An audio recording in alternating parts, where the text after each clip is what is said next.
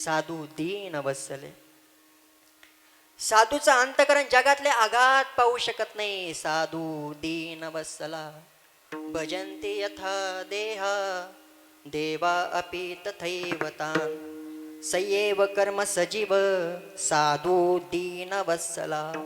संत दीन वत्सले ते दुसऱ्यांचं दुखणं पाहू शकत नाही. ज्ञानोबरांनी 2 ओव्या ज्ञानेश्वरी दिल्या, गोड ओव्या. तुम्ही सगळे सुज्ञ श्रोते आहात. पायात काटा मोडला की महाराज डोळ्यांना कधी निरोप द्यावा लागत नाही, पत्र लिहावं लागत नाही की तुझ्या डोळ्याला पाणी येऊ दे बाबा. अरे त्या पायाला वेदना होत आहे, काटा गेला पायात, थोड्या वेळाने रक्त घेऊन बाहेर येणार आहे, तो त्रास होतय, त्याला चालता येत नाही, डोळ्यांना सांगावं लागत नाही. ज्ञानोबराय बोलतात, पायी काटा निहटे ते व्यथा जीवे उमटे तैसा पोळे संकटे पुढल्याचने. समोर ज्याचं संकट पाहिलं तैसा पोळे संकटे, त्यांचं अंतकरण द्रवीभूत होतं. जसा पायातला काटा डोळ्यांना रडवतो तसं जगातलं दुःख संतांना रडवत असतं. त्यांना वेदना दुसऱ्याच्या सहन होत नाही. साधू दीन वत्सला विठ्ठल.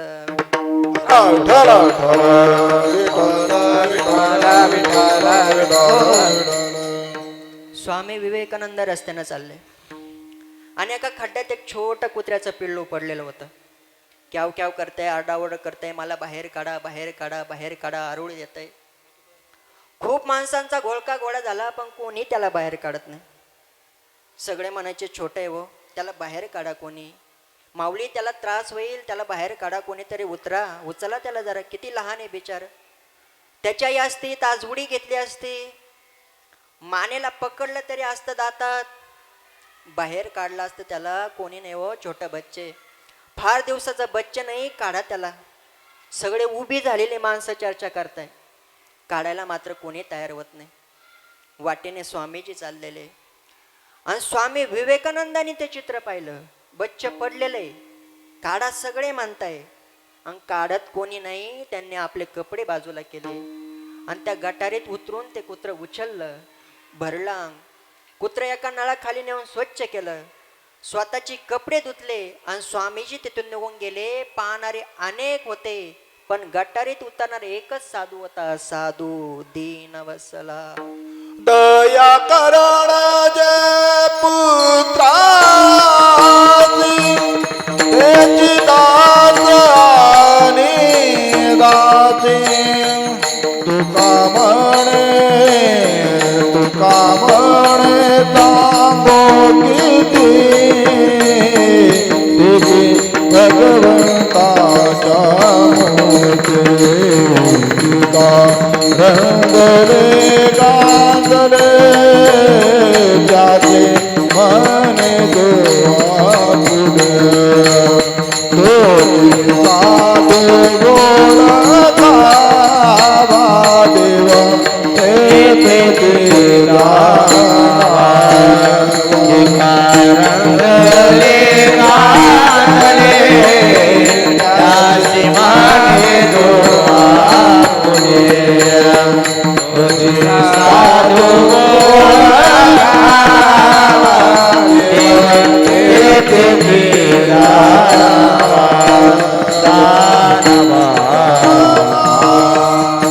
जे कारंजले गांजले त्यासे म्हणे जो आपले. साधूला दया असते महाराज. का निम्न भरलिया उने. ज्ञानोबराय बोलतात, पाणी ढळो चितनेने. काय ज्ञानोबरायांची भाषा आहे. अरे नदी व्हायला लागली का एखादा मध्ये खड्डा आल्यावर तो न भरता कधी पुढे निघून जात नाही. तसा वाटेने चालणार साधू जगातले आघात, वेदना, अत्याचार, स्वैराचार, व्यभिचार, हिंसाचार बघून जर चालत राहिलं तर साधू कसा. कालिदास म्हणतात, फूल नाही ती वेली कशी, लोभी नाही ती वेशा कशी, चतुर नाही तो व्यापारी कसा, अंतकरणात दया नाही तो साधू कसा, आणि मानवी नरदेह घेऊन माझ्या पांडुरंगाची उपासना करत नाही तो देह कसा. कालिदासांनी म्हटलेलं आहे. ज्याला दया नाही त्याचा साधुत्वाला बाध येईन. गंगा माता आलेला प्रत्येक खड्डा ती हे म्हणत नाही हा खड्डा संगमनेर जिल्ह्यातलाय मी भरणार नाही, हा राहता तालुक्यातलाय मी भरणार नाही, हा याकडेचा आहे मी भरणार नाही.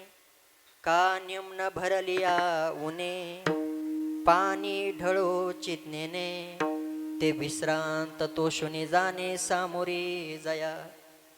जशी नदी प्रत्येक खड्डा भरत भरत पुढे जाते तसे साधू प्रत्येकाला तृप्त करत आनंद देत समाधान देत भूक निभावत तृप्त करत करत पुढे चालत असतात. महाराज ज्ञानोबरायांचं हृदय बघा ना. अन्नाच्या जागेवर इंद्रायणीचं घाटा घाटा पाणी पिऊन सुद्धा या महाराष्ट्राला काय वैभव प्राप्त करून दिलं ज्ञानोबरायांनी. इंद्रायणीचं पाणी विठ्ठल विठ्ठल पोरं बघा पोरं ती विठ्ठला विठ्ठला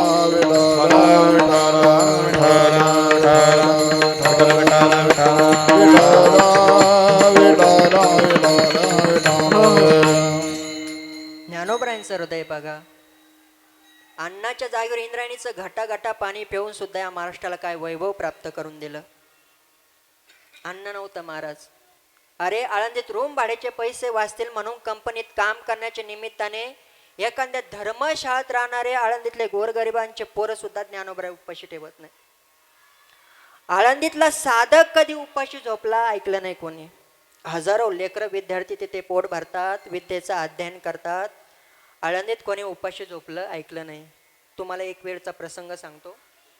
मोठ्या मंडळीच्या मुखातून आजही ते ऐकायला मिळतं. कोणीतरी ज्ञानोबरायांच्या दर्शनाला आला. ज्ञानोबरायांच्या समाधी मंदिराचे दरवाजे बंदच व्हायची वेळ आली होती. तो म्हटला मला दर्शनाला जायचंय हो. पुजारी म्हटले जा पटकन, मंदिर बंद व्हायची वेळ आली. तो म्हटला हो. आत गेला, ज्ञानोबरायांच्या समाधीला मस्तक टेकवलं. ज्ञानोबरायांचं दर्शन झालं, बाहेर आला. ज्ञानोबरायांचे दरवाजे बंद झाले. ज्ञानोबरायांच्या दाराच्या बाहेर आले. हैबत बाबाच्या पायरीजवळ तो साधक बसला. तो म्हटला दर्शन तर झालं पण भूक लागली मला, खूप खूप भूक लागली. हॉटेलमध्ये जायला पैसे नाही, कोणाकडे मागावं तर तशी वेळ नाही, आणि उपाशी झोप लागणार नाही. उपाशी झोप लागत नाही महाराज. दिवसभर ज्ञानोबरायांचं भजन केलं होतं. दिवसभर फक्त मनात विचार आला की आपण तर ऐकलं होतं ज्ञानोबराय आळंदीत कोणाला उपाशी झोपू देत नाही, पण आज मी उपाशी झोपणार आहे. अन्नच नाही. कोण येतं? बसलेले तिथं हैबत बाबाच्या पायरीवर. मध्यरात्रीला भुकेला एक साधक ज्ञानोबरायांच्या पायरीवर बसलेला आहे. महाराज ज्ञानोबरायांच्या मंदिराचे दरवाजे बंद झाले होते, पण ज्ञानोबरायांच्या अंतकरणाचा दरवाजा जगाच्या पाठीवर कोणीच बंद करू शकत नाही, आणि तो कधी बंदही होत नाही. ज्ञानोबरायांचं हृदयाचं दार कधी बंद होत नाही. ते सदैव खुलय साधका करता. ज्ञानोबराय विष्णू महाराज चक्रांकित त्यांच्या स्वप्नात गेले. चक्रांकितांची खूप मोठी परंपरा आहे आळंदीत.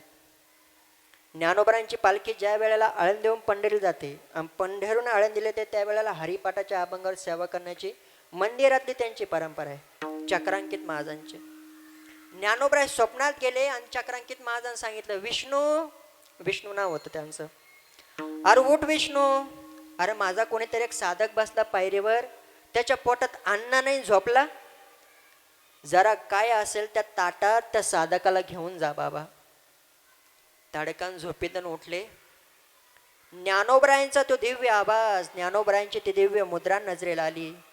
गौरवर्ण, सरळ नासिका, पाणीदार डोळे, कोटी सूर्यांचं लखलखीत चेहऱ्यावर असलेलं तेज. अरे बाप रे ज्ञानोबराया.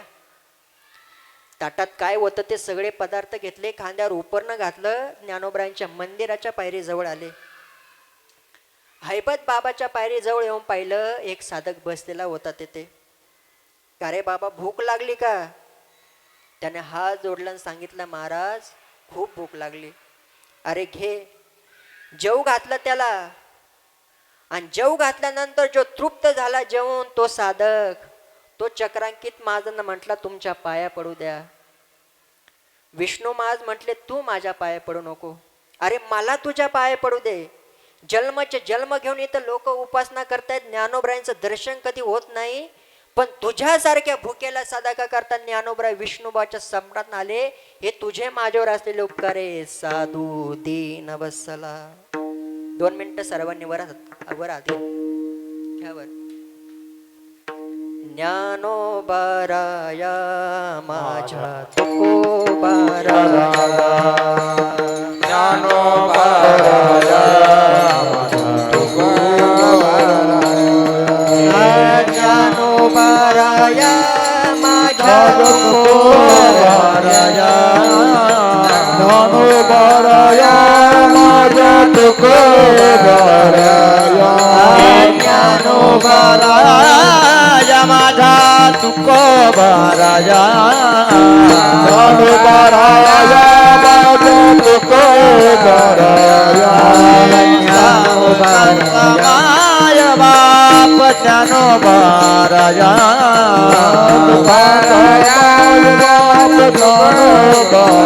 हे सर्वा बुद्धी सुख रूप ज्ञानोबा माझा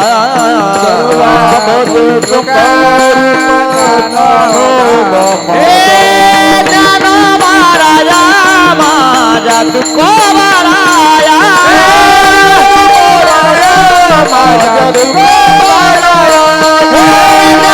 ज्ञानोबाराया माझा तुकोबाराया